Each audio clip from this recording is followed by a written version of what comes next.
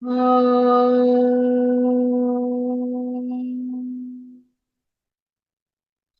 Gurubhyo Namaha. Harihi Om. Gananam tva ganapatigam havamahe kavim kavinamupamasravastamam ज्येष्ठराजं ब्रह्मणां ब्रह्मणस्पत आनशृण्वन्नोतिभिः सीदसादनम् महागणपतये नमः। प्रणो देवी सरस्वती वाजेभिर्वाजिनीवती धीनामवित्र्यवतु वाग्देव्यै नमः।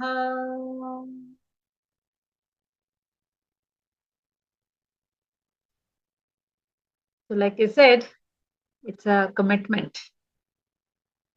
It's a discipline. It's a spiritual sadhana by itself, learning Rudrams.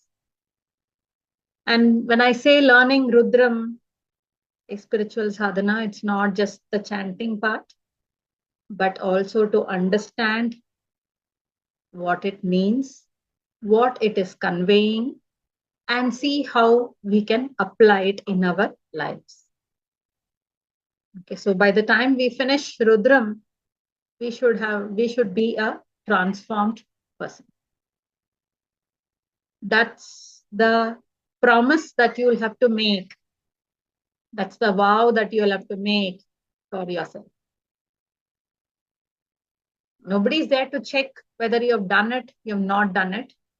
But ultimately, it's something which you should know it for your own self. It's a test where you become the invigilator, you become the student, you become the person who's correcting it, and the person who's giving the results. Okay, so that's how you should start with Rudram. Okay, so let's hope that we live up to the promise that we are making. And by the end of it, we will see where we have reached. Purifying our own self, realizing our own self. That is what should happen at the end of Sri Rudram. Okay, so like what you people said, Sri Rudram is a chant or as a hymn in praise of Lord Shiva. And here Lord Shiva is looked at as not just as a Trudeva, but is the supreme divine consciousness. Okay, Rudra is the omnipotent divine supreme consciousness. Okay, in Vedas, Sri Rudram comes in both Shukla Yajurveda and Krishna Yajurveda. Okay, and it comes in the Shukla Yajurveda, it is coming in the Taittiriya Samhita. If you want to know the address, it is chapter 4.5 and 4.7 of Taittiriya Samhita is Rudram. 4. And if you look at it, Rudram is divided into two parts. I think Rohini said Namakam and Chamakam, she heard is what she said, right? So Namakam and Chamakam, it's divided into two parts. And Namakam is the chapter 4.5 and Chamakam is chapter 4.7. Okay. So like always, every mantra, you can interpret it in two different ways. You can take that mantra as for, or you can use that mantra for Kamya Karma and Nishkamya Karma. When I say Kamya Karma, a lot of seekers apply these mantras for prosperity with regard to getting something. That's why it is Kamya Karma. If you, I think when we were studying Sri Suktam also, we saw how you have a deeper meaning to every mantra in Sri Suktam, whereas people also chant Sri Suktam to gain prosperity and wealth. So you can decide how you want to apply these mantras, how you want to use this mantra. Nishkamya karma means to aid in the discovery of our own true nature. Now, see, whenever we want something, if somebody says, I'll give you something, would we ask for a lesser thing if there is two choices that you have? One gives you small little benefits and one gives you many benefits. Which one would you take? Something which is very, very small? Definitely not. If somebody is telling you, I'll give you either 1 lakh rupees or I'll give you 1 crore rupees. Only a fool will tell, I want 1 lakh rupees. Right? You would go for the highest thing. That's why in auctions, you'll see they go for the highest bidder.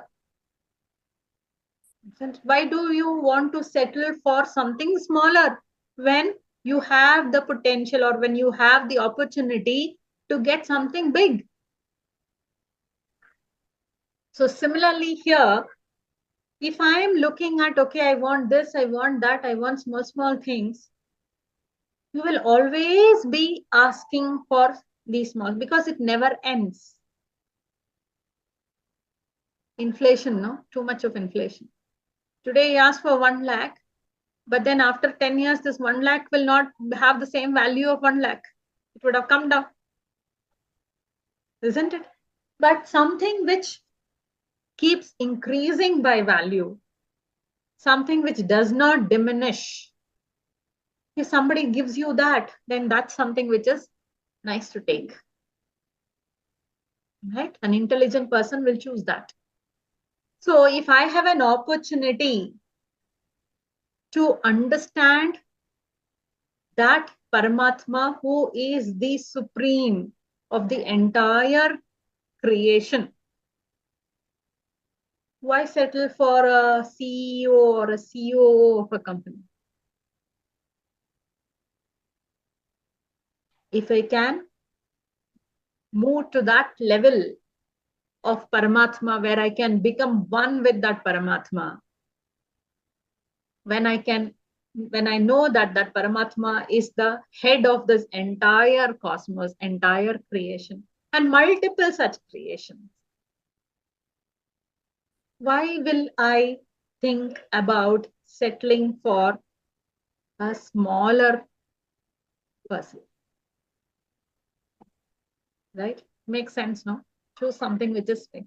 Because if we don't, if you're choosing something, oh, no, I just want to have this much of wealth, I want to have this position in the company, I want this. At the end, what you can become the CEO, you can become the head of that company. Right?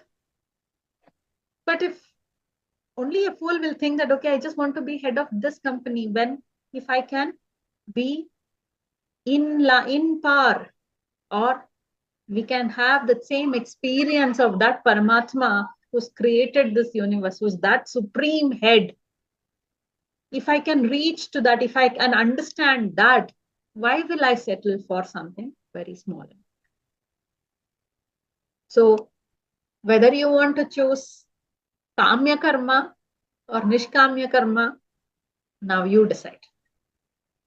You want to be a fool or you want to be an intelligent person, that's something which you will have to decide. Okay? And apply that accordingly. I'm not telling you do this or do that. I'm not asking you, you want to be a fool or you want to be an intelligent person. I have given you the choices. Now it's up to you to decide what you want. Okay? So, how is the structure of Rudram? Like what I said, Namakam and Chamakam. There are 11 Anuvakas in Namakam and 11 Anuvakas in Chamakam. So, in the Namakam part, it consists of Namavalis. 1008 names of that Paramatma. We praise that Lord Rudra and we ask for forgiveness for everything wrong that we have done and to make us pure. Not that he will say, okay, now you do this for me, I will remove it. No, it's not any of this. You do this Abhishekam, you chant this so many number of times, I will remove all your sins. No, it's to, you chant, yes, but you get it into your own system, not mere chanting from the mouth. Okay. So see, if you look at it, there are three types of prayer. Kaika, Vachika, and Manasa. When I say Kaika, you use the limbs, you use the physical limbs, materials, all those. Like a Vedic homam is Kaika. Idols worshipped in home and temples is Kaika. Next one is Vachika, chants. The vak is involved. So the mind and speech both are involved in Vachika. And next is the Manasa. Not chanting it mentally, but you meditate upon that. Okay. So Rudram is used in all three forms. That's why you would have seen Homam where Rudram is chanted. Without the Homam also people chant Rudram. People meditate upon it also. So you see, Rudram can be applied in all the three forms of prayer.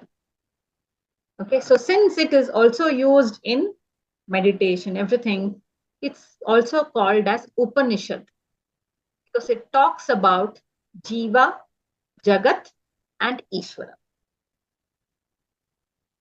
So it's also called as Rudropanishad. Okay. So even though we have 1008 Namaha, it's for one divine supreme Paramatma. You need to understand that. I think we've been talking about it in most of the chants. So I think you know that it is one divine supreme consciousness. All that here, what you see is all Brahman. Now, if you take a pot, it's made up of clay, right? I take a jar, that's also made up of clay. I take a spoon, I take a glass, everything, whatever is made of clay. But you know that at the end of all, the shapes may be different, the size may be different, the looks may be very different, but it has come from that clay. If that clay would not have existed, then nothing of these utensils will be. Right? Similarly, you don't, okay, no, nowadays who uses clay? Who uses mud pots? Okay, fine. Even the stainless steel vessels that you have, it's come from some metal, right? It's been made into certain shapes using certain molds and created in that particular way. So at the end of it, there is one material which is being used to do all of that. Similarly, we see every object, the sun, moon, earth, space, time, everything is not separate from that Brahman. Everything is part of that Brahman. Just like how all the utensils are made out of clay or steel or whatever that is made up. Like that, everything that we see around is made up of that Brahman. So though that object will have its own particular content, the size, the shape, everything, but if you leave out that, what remains is Brahman. Okay, so we need to look at it as the entire creation is that Brahman. Nothing more, nothing less. Okay, coming back to Rudram, there are quite few famous mantras. You must have heard certain things also. One is Om Namo Bhagavate Rudraya. Yeah, this is again from Rudram. Om Namah Shivaya. The Panchakshari mantra, Om Namah Shivaya, is also from Rudram. Then, I think this one also you must have heard, the Mahamrityunjaya mantra, Triambakam Yajamahe Sugandhim Pushtivardhanam, that is also from. So that's, when you learn Rudram, you will learn all of these also. Okay. So let's start with the Laghunyasah, the Nyasa, invoking certain parts into certain deities into different parts of our body. Or more basically, instead of saying that, okay, I'm placing here, I'm placing here, I'm placing here, it's more basically understanding why, what are those deities, what is the meaning of that also we will be looking at, not just mere, like how we are saying that it's not mere chanting, we need to understand what I'm chanting. Similarly, even if I'm invoking, what am I invoking? What is the reason for invoking? Okay, so we will look into it along with the chants. We will learn the chant and then we will look into each part. Okay, so first one, Om Namo Bhagavate Rudraya. I think you know that, okay, we are just taking we are giving salutations to Rudra. Okay. Athatmanagum Shivatmanak Sri Rudra Rupan Dhyayeta Shuddhasphatika Sankashan Trinetram Panchavakrakam Gangadharan Dashabhujam Sarvabharana Bhushitam. Atha, now, then. Atmanam, the self or the soul, the Jivatma. Shivatmanam, the self as Shiva, which means what? Realizing the divine nature within. When we realize, then it becomes Shivatma.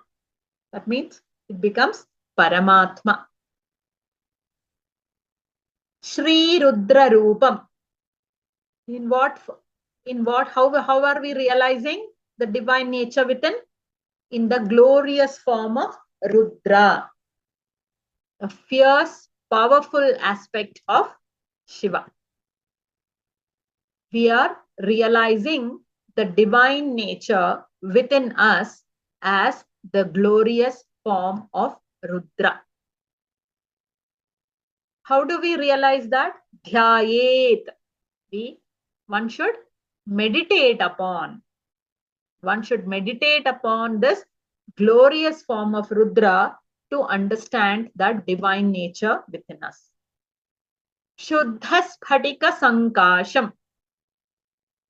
How that Rudra, that divine nature within, that self, that Atma, how does it resemble? So all are one. Atma, Rudra, divine nature, everything. How is it resembling? It is pure, like a pure crystal. There is no dirt in it. It's pure crystal. Like I always say, when the diamond is enclosed in all the dirt, we won't know the sparkling nature of the diamond. Similarly, here we're talking about the crystal. Now, when we meditate upon the divine nature of Rudra, what happens to our Atma? It becomes pure. So, Shuddha Sphatika, like the Sphatika, what it does it signify? It signifies purity and transcendence. Trinetram. Trinetram, three-eyed. So what does that three-eyed means? Oh, Shiva opens his third eye. What the three eyes symbolizes is the past, present, and future, all encompassed. That wisdom where there is no past, present, and future. It's beyond the time. Panchavaktrakam. So I'll just go to the gross meaning and then we will go into the subtle meaning. Okay. Panchavaktrakam, having 5 faces. So it represents the 5 aspects of Shiva with the gross meanings, it is Sadyojata, Vamadeva, Aghora, Tatpurusha, and Ishana. I'll repeat. Sadyojata, Vamadeva, Aghora, Tatpurusha, Ishana. Don't worry, we will go in detail about it. So just hold on to that. Gangadharam. He bears that sacred river Ganga in his hair. So it's not that some lady is sitting on the head of Shiva. Ganga symbolizes divine grace and purification. Okay. So don't look at Shiva as one who is having an affair. So Ganga represents purity, divine grace here. Dasha Bhujam, he has 10 arms, represents immense power. With just with 2 hands, what all things we can do, right? All the work that we do, we use this 2 hands. And sometimes we say, so much work is there, it's as though I need 10 hands. Right? You tell it. Most of the time you tell it. When you're in the kitchen, you tell. What do I do with these 2 hands? If I could have. Or if somebody asks you something, you say, I only have 2 hands. So somebody who has 10 hands, imagine how much of work that you can do. So the 10 hands represents immense power and cosmic control.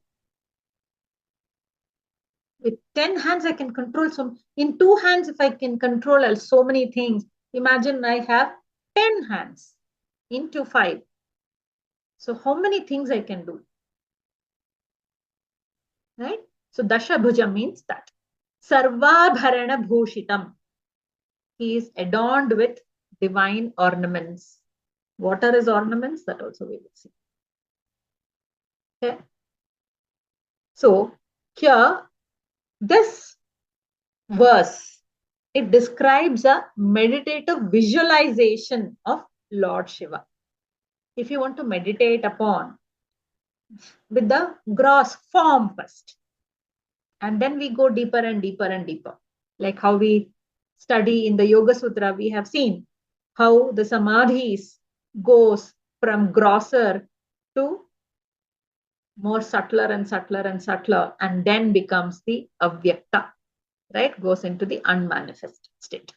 So similarly here, we meditate upon Lord Shiva in his Sri Rudra form. Now when I say again, the imagery, whatever I have told you about 10 hands and 3 eyes and all that is very, very symbolic. Like I said, Ganga is not sitting on Shiva's head, lady is sitting on Shiva's head, nothing like that. So what it means is, when I say crystal-like appearance, Rudra has a crystal-like appearance, means he's pure, formless, and beyond material limitations. There is nothing, it's pure. The crystal signifies purity. When everything is so pure, when you see that there is nothing else that is there existing. If you see the crystal, does it have any color as such? No, it doesn't have any color. Right? So like that, here, Shiva is formless. So that's why I said that Shiva, in the beginning itself, don't look at Shiva as the picture that we always see for Shiva. This is that divine supreme consciousness, formless, in that unmanifested state, the Paramatma. 3 eyes, it represents the ability to perceive all dimensions of existence. For Shiva, for the divine nature, there is nothing like past, present, and future. Oh, yesterday I had done this. Today I am doing this. Tomorrow I will do this. There's nothing like that for that Paramatma. It's all that moment. For that, I think we have seen always that beautiful example of I am there in the ground floor, and imagine Paramatma is in the topmost floor, the 100th floor, right? For the person who is down, the car has not yet come. I'm not seeing any car. But for the Paramatma, if you think that Paramatma is on the 100th floor, or a person, let's not even look at Paramatma. The person who's sitting or who's standing in the 100th floor, he's seeing down, he will see the car coming. Because he can see, because the ability to perceive is much wider than a person who is sitting on the ground floor. So he says, yes, the car is coming. So for that person who is in the 100th floor, that car is present. Right? And for the person who is in the ground floor, it's the future. Now, when the car comes to the vicinity of the person who is there in the ground floor, yet the person standing in the 100th floor can still see the car. So the car is present for both. So from future, it has become present. Then the car moves for the ground floor person that has become past. The car drove and left. But for that person again, he's still seeing the car. It is still present for that. So similarly, for the divine, all whatever is happening in this creation is now, this moment only, present. We are only thinking, oh, this happened in our past, don't know what is our future, what can happen. Okay, so past, present, and future exists for us because we are time bound. But for a person who can perceive so many things, that's what even yogis are. So somebody says, no, this yogi, no, he can say the future also. He tells the past, present, and future. There are some, and so it's not a, we think, okay, he can see the past, he can see the present, and he can see the future, but he can perceive it so wider. The real yogis, huh? Not the fake ones. So the ones who has understood that Paramatma, who's touched that experience of Paramatma, that for that person, there is no past, present, future. Everything is just now, nothing. So here, that's what it means when three eyes means it can perceive all dimensions of existence. 5 faces. We saw that Panchavaktrakam, we saw the names also. What it signifies is 5 cosmic functions: creation, preservation, destruction, concealment, and grace.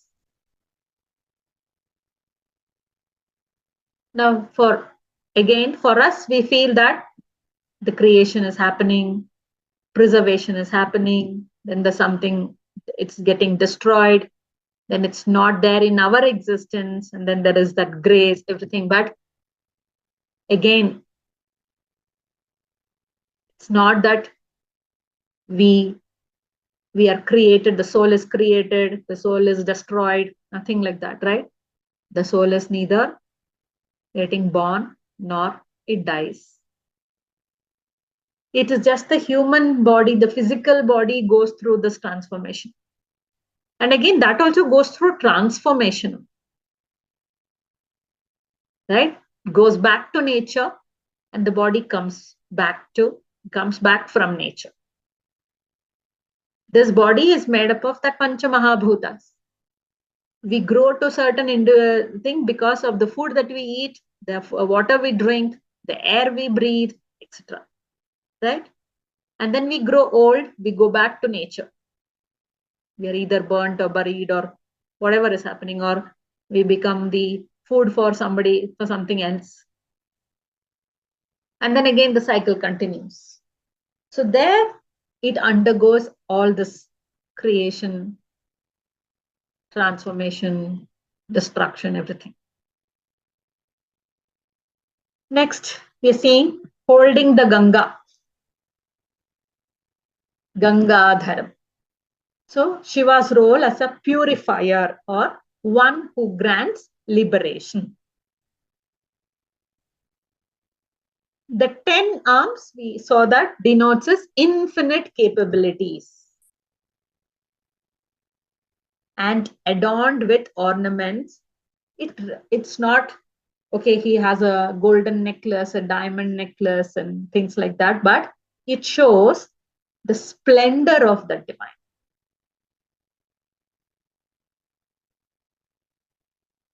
Okay, so this is what, so we can meditate upon that Lord Shiva or Paramatma by transcending beyond the material existence, purifying the mind, and attaining that self-realization.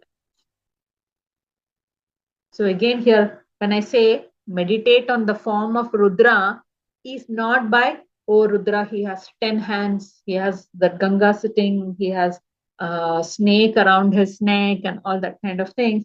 Instead of that visualization, visualize on that pure crystal-like nature. Every aspect we saw, it is talking about divinity, it is talking about clarity, it is talking about purity, it is talking about transcendence, isn't it? So the meditation, what are we meditating upon? Upon that pure, formless Paramatma. So the object of meditation is also not a human-like figure with 10 hands and many heads and many eyes and all that thing, but on that pure form.